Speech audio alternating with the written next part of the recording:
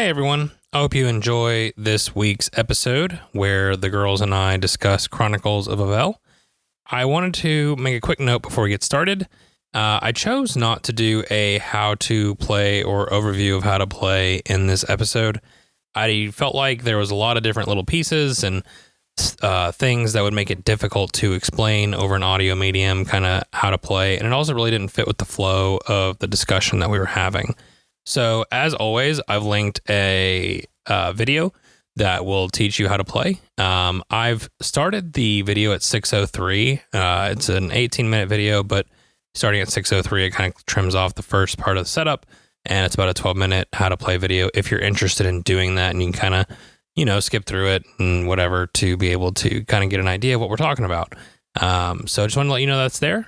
We do try to link that every single episode so that you have as many resources as possible to help you get started with the game. But with that said, I hope you enjoyed the episode. Heroes and heroines, welcome to Avel, land full of incredible creatures and places, surrounded by tens of magical moons. Avel needs your help. Kawada, the black moon, had risen out of the sky, and the ancient power that emanates awakes the forces of evil. Only true heroes and heroines will be able to protect the most valuable treasure of Val, the healing jewel from destruction. Will you be able to save Avel? Hello there, ladies and gentlemen, friends and rivals. My name is Jared, and with me is my castle-defending friends, Faith and Joy. Hi. Hi. We will be your hosts for the podcast. We are honored and grateful that you have joined us at our table.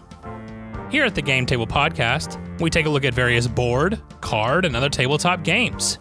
We give an overview, provide a little insight on how to play, and share some of our thoughts, all in an attempt to give you an idea of how well it would fit for you and your table. Today, we will be looking at Chronicles of Avel, designed by, and I apologize in advance, Przemek Wachkowicz, artwork created by Bartlomiej Kardowski, and published by Rebel Studio. Chronicles of Avel is a cooperative game where the whole family takes on the role of heroes and heroines tasked with the responsibility of saving their land and their home. Players create characters, equip themselves, and prepare to fight the evil beasts that threaten all that they love. Will they succeed in their mission, or will this game be doomed to destruction? Find out as we discuss.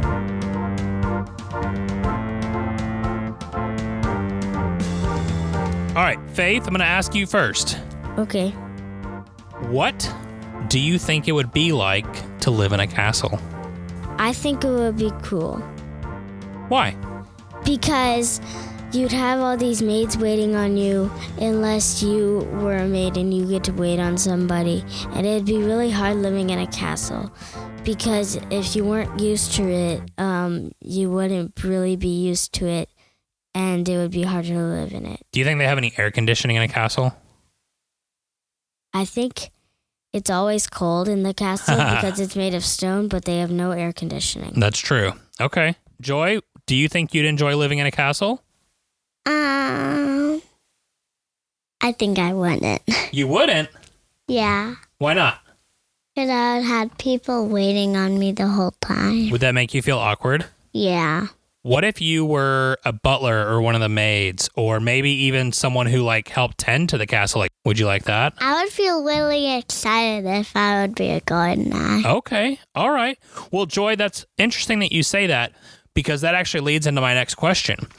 If you lived in a castle, what role would you play? Would you be the gardener? Would you be the guard? Would you be someone who comes in and paints pictures for the king and queen and princess and prince? Or what kind of job do you think you'd want to have in a castle? I think I would want to be a painter. A painter? Yeah, because I really want to be an artist when I grow up. That's cool. And, so I think if you got to be a really good painter and you made good pictures, that the king and queen would want to hang up your artwork all over the castle. And that'd be pretty fun, huh? Yeah. But you also mentioned that you might want to be a gardener, right? Yeah. Do you like working in the garden? Yeah, I love working in the garden. Okay, very cool. Because then when we're done, I can see beautiful flowers. Ooh, that's awesome. Very good answer, kiddo. All right, Faith, what about you? What role would you want to play in the castle? I would like to, maybe I could like teach the princess or prince, or maybe be a guard, or maybe teach the princess or prince, or I could also be a guard. Nice. I think that's really cool. And you could kind of do both of those jobs, right? I can, because you can teach them how to get into the castle, but you're still a guard. Okay, very cool. What about, Faith, do you think that you would need to protect the castle from any sort of invasion? Yeah. Who do you think is going to come to the castle? The wild beast. Oh, all the wild beasts, yeah. And the biggest monster comes after it on the last turn. Yeah, there's lots of monsters that might want to try and get into the castle, right? Okay. Well, let's talk about this game and some of those monsters in this castle, huh? Yeah. So, in this game, you get to explore, battle monsters, find stuff, and protect the castle. Which one do you like to do best and why? And we'll start with Joy. I like protecting the castle. You do? Yeah. So that's cool. There's lots of different ways to do that, right? There's setting traps and building castle walls. And we have one of the little expansions that lets you add catapults as well. And there's also adding the magical moons to particular spawn points so that monsters can't respawn in those areas. Which of those do you like to do best? I like setting off catapults. You like shooting the catapults? Yeah. That's cool. Do you like, I know you, in the games that we've played, you also really like setting the traps too. Is that right? Yeah. Okay. So you like really making it to where it's hard for the monsters to get through. Yeah, because I don't want them to reach the castle. That's true. That's very important because if that happens, we lose the game, right? Yeah. Okay. Well, protecting the castle is very important. So I'm glad that you like that. I don't think we've actually lost the game since I got the game, because I don't think we've actually lost the game. But you can lose the game if some monsters get in or the beast gets into the castle. Yeah, there's a couple times that we've gotten really close. And there's ways to make the game more difficult. So we'll have to try that out next time, yeah? How? Well, you can change the way that the tiles are placed. Like and, what? Well, depending on how you position the tiles. Like you could put the... Well, no, those are always randomly organized. But the shape that the map takes can become more difficult. And also the monsters can become more powerful. The big bad monster can become more powerful. That's right. All right, Faith, what about you? Do you have a particular thing that you like more than the other things in this game? I like defeating monsters because then you get all these sorts of resources that help you defend the castle. What kind of resources do you get? Swords, shields, helmets, and potions. Okay. And you also can get coins, which help you. You get all those things when you beat one monster? When you find a monster and defeat it, it will have a little thing on the side with the color of the monster and then what the resources get if you defeat it. It could be coins or a bag. Wait, what's a bag? A bag is the little yellow bag that you have in the corner of the game board. You reach your hand in, wiggle around, and pull out what you want to have. Okay, so is it different kinds of equipment? Yes. You can't look, though. You can't look at, like, when you're looking in the bag? Yes, you can't look in the bag. Gotcha. So there's all kinds of different equipment, and I guess it determines what kind of equipment you find. Is that right? Yeah. Okay. But they also all have different kind of feeling things. So if you... Oh, they have different shapes, you mean? Yeah. Okay. So if you want like a certain one, I won't be sure which one you get, but like all the things that you get to like hold in your hands beside the shields, they can be anything. A sword, an axe, a ball thingy, and but shields are always shields. But Shields are always shields. That makes sense. shields are always shields, no matter what. But these things that are like tall and curvy on the edges, those can be anything as long as you can hold them in your hand. The helmets are shaped the same too. And they could be all different kinds of helmets, but they're all the same kind of helmet, but they're all just helmets. They have different modifiers on them. And the last one I forgot to mention, and then the potions have like a curvy side with a flat bottom. And then the last one I forgot to mention was boots. Oh yeah. You can wear boots and you can travel around faster. Yeah, so the boots you only get if you get the expansion. There's like a couple of different expansions in this game. There's a little miniature expansion. It doesn't cost very much money at all and adds a lot of different variety, and that's where the catapults come in that Joy mentioned. Some other items like the boots and that sort of thing. So I thought it would be a good thing to go ahead and add, especially because like I said, it was a pretty cheap ad and definitely adds a little bit extra. Joy, do you have a favorite item that you like more than others? Yeah, I actually do. Okay. I really like the sword because it's shaped as a rectangle. Mm-hmm. And I really like what it changes into. Yeah, so I think what you're talking about is that it gives you a permanent orange dye when you upgrade it. Is that right? Yeah. That's really strong. My favorite item is the potions because they give you all these sorts of powers. Like there's one thing where you can time travel. Now you have to drink all the potions. Yeah, so they're like one-time use, right? Yeah. Okay. But it really helps you. And the cool thing is you can find it again. Yeah. You can always find them again. Yeah, which is cool because I think there was one game where you had 4 or 5 potions. And I had to get rid of some coins because they had so many potions. That's right. You were hoarding coins and potions, and eventually your backpack got full. I got too full. So I was just carrying around potions. So that actually leads into another thing, right? So you get to create your character. Yeah. You get to color in your character, right? Mm-hmm. And then you get to give your character a name. Yeah. So you also get to do the symbol of their family. That's right. You get to do a family crest. Very good. So does this help you feel like you're more involved in the story of protecting the castle? Yes. Yeah? How so? It's basically like you're using your imagination. Just like you're closing your eyes, like you're having a dream. Okay, pretend that you're sleeping. Okay. You're having a dream. I'm doing it right now. Okay? Okay. Joy, are you doing it? It's basically just like having a dream. That like you're like just imagining things with your imagination. Like you can like imagine anything. Right. But it's like an imagined thing, but your dream is about the entire game. Okay. Very cool. And it's and the character you create is basically you. Okay. So you're taking on the persona of this character. Very good. I like it. Joy, so can you tell me, so after you create your character, you get to put it in this little like case kind of thing, right? Yeah. To where it kind of holds everything in. Yeah. So how many hearts do you get to put in to your case? You get to put in 5 hearts. And what happens, what's on the other side of your person? So you have the character in the middle, you have the hearts on one side, and you remember what's on the other side? Your backpack. Okay. So when you have this backpack that you're carrying around, how does that work? If you can't fly something, then you'll kind of around it in your backpack. So like if you have 2 pairs of boots, then you'll have to put one in your backpack. that makes sense. Okay. Or you could give your second one to another person. True. That Trading. is very true. But if you aren't around anybody, you might have to hold on to that second pair of boots, right? Yeah. Mm-hmm. So does that take up room in your backpack? Yes. Okay. What about money? Does that take up room in your backpack? Yeah. Yeah, but not a lot of room. Not a lot of room. They're pretty Yeah. small. So what happens if there's no more room in my backpack?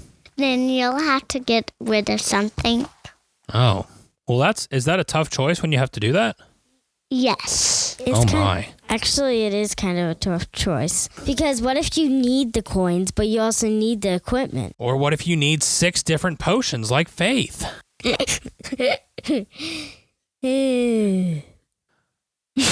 Joy, do you have a favorite tile that you like in this game when you're exploring? I like the tile where you can get traps. Oh, yeah, that makes sense. You got to go buy some traps, right? Yeah. And how much, do you remember how much money you have to spend to get traps? For the first one, you need to spend 3 coins. For the second one, you need to spend 5. And at the bottom, the last one, there's 2 red things, and you have to spend 7 coins to get the last one. And they can trap the monster or any other monsters that are on the board. You basically catching them doesn't mean they're catched and they won't come on the board again, but it means that they now have 1 less heart. Well, there might be more, right? Because you roll a certain number of dice depending on how strong the trap is. Yeah. So it could potentially, if you bought the trap that was 7 value, it's going to be a really strong trap. You might be able to deal multiple damage to it. Yeah. Even if like a really, really huge,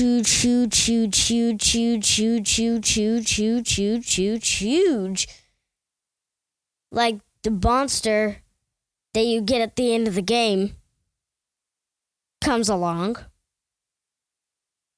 right up to the 7. Roll the dice really hard. Nice. Faith, so we heard about Joy liking the trap tile. What tile is your favorite? The big monster tiles. Why is that?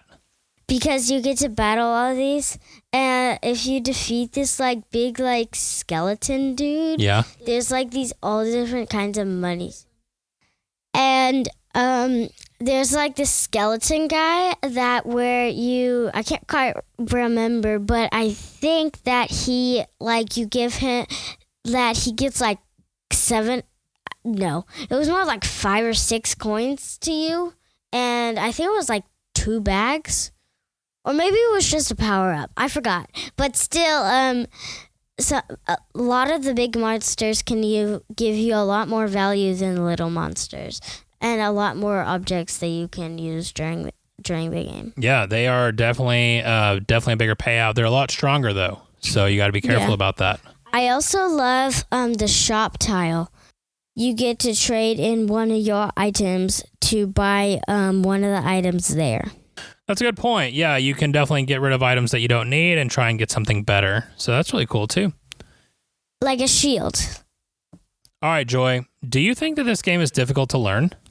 Yes, because there's lots of little rules to keep up with. That's true. There are lots of different rules, especially for a kid's game. I do think that for the actual age rating, you're a little bit young, but do you think that it's helpful because it's a game where we're working together, that you feel like even though you're a little bit young for the game, that you're still able to understand how to play and play along with us? Yes.